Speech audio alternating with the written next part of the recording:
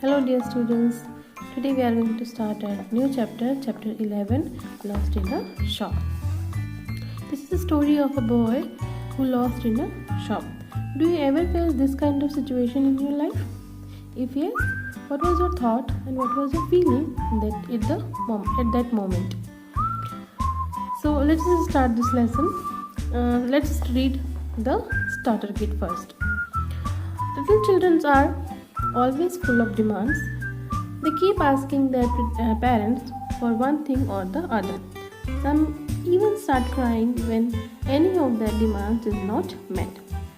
Suppose you see a child who has been lost in a fair is crying bitterly. What do you think would stop the child from crying? Think and share your views with your parents or your partners in the group. जो छोटे बच्चे होते हैं वो बहुत demanding होते हैं, ज़िद करते हैं चीज़ों के लिए। छोटी चीज़ हो बड़ी चीज़ हो, उनकी बहुत सारी डिमांड होती है, हमें ये चाहिए, हमें वो चाहिए।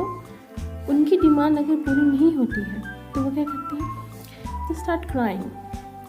ओके, जब तक कि उनकी जो डिमांड है वो कंप्लीट नहीं हो जाती तब तक वो रोते हैं, गुस्सा करते हैं या चिड़चिड़ करते हैं। This are the expression what a child use when he is upset about something. Suppose you see any child who has been lost in a fair and crying bitterly. क्या कभी आपके साथ ऐसा हुआ है कि आपने किसी बच्चे को देखा हो किसी मेले में जो अपने मम्मी पापा से अलग हो गया हो? वो क्या करता है? वो रोता है, बहुत ज़ोर ज़ोर से रोता है, बहुत दुख में रोता है। What do you think would stop the child from crying? आपको क्या लगता है उस बच्चे को चुप करने के लिए क्या करना चाहिए, या ऐसा क्या होता है कि बच्चा चुप हो सकता है? Think and share your views with your partners in the group. आपके जो भी व्यूज़ हैं, थॉट हैं, आप अपने पार्टनर के साथ शेयर कर सकते हैं। Now let's start the lesson. Bobs mother and father were standing in the toy shop of a department store.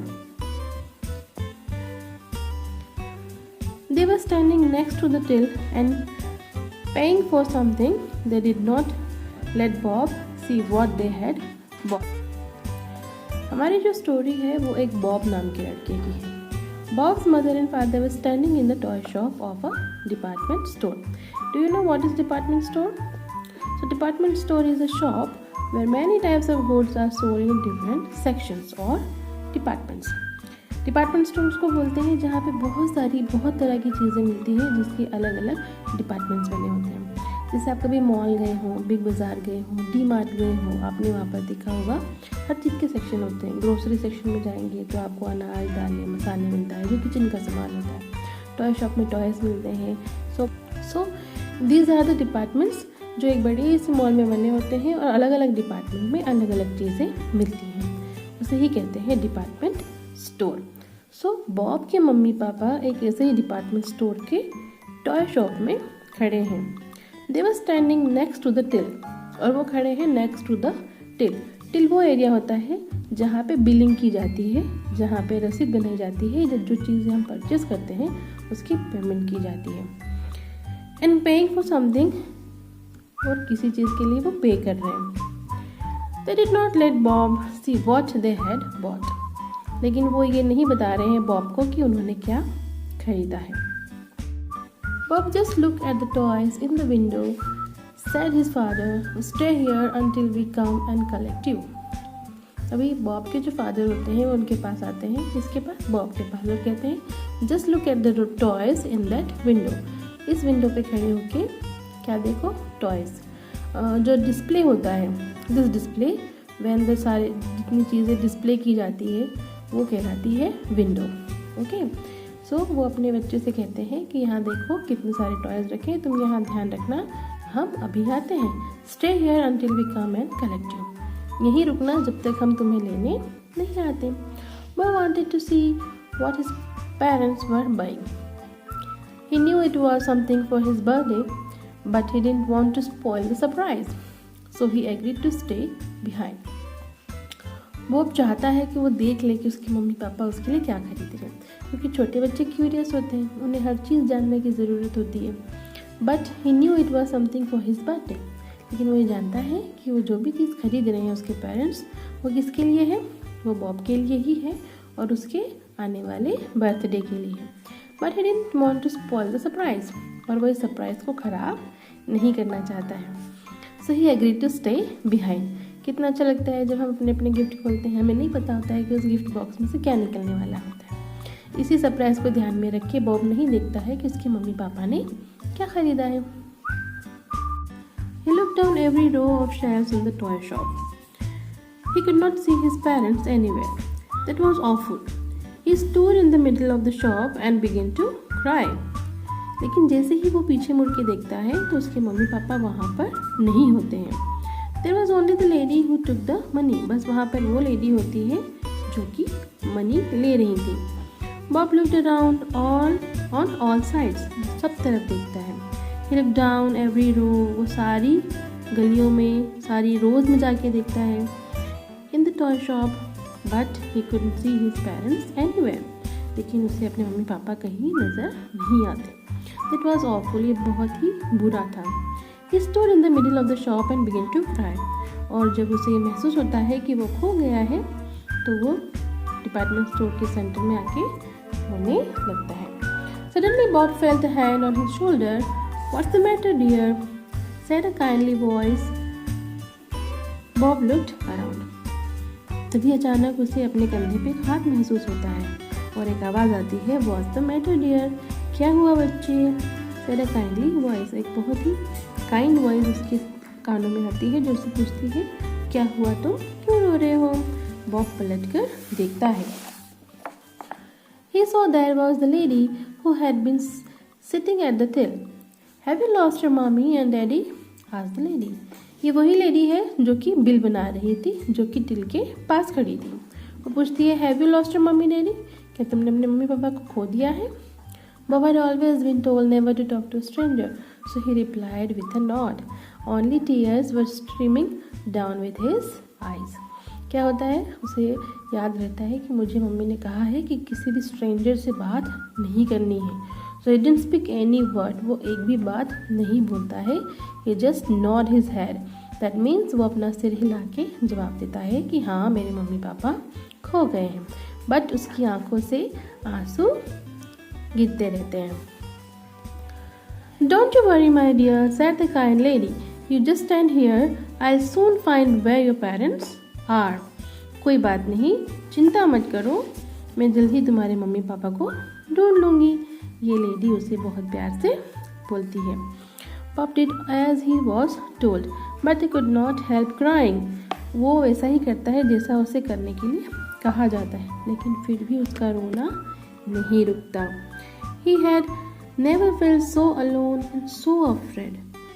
Where could his parents be? उसे कभी इतना अकेला और डरा हुआ उसने अपने आप को महसूस नहीं किया था।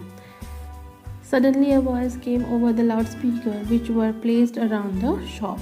तभी अचानक जो लाउडस्पीकर लगे हैं पूरे डिपार्टमेंट स्टोर में, उसमें से आवाज़ आती है। What was the sound? Ladies and gentlemen, we have a little boy in the toy shop. He has lost his mother and father. He is wearing a blue coat and a grey trouser. He is about 5 years old. सभी ध्यान से सुने। हमने एक बच्चे को देखा है जो कि टॉय शॉप में है। वो उसके मम्मी पापा से अलग हो गया है, उसके मम्मी पापा कहीं खो गए हैं। He is wearing a blue coat and grey trouser. उसने ब्लू कोट और ग्रे ट्राउज़र पहना है। He is about 5 years old. वो 5 साल का है। Bob was cross. अब बॉब को गुस्सा आ रहा है।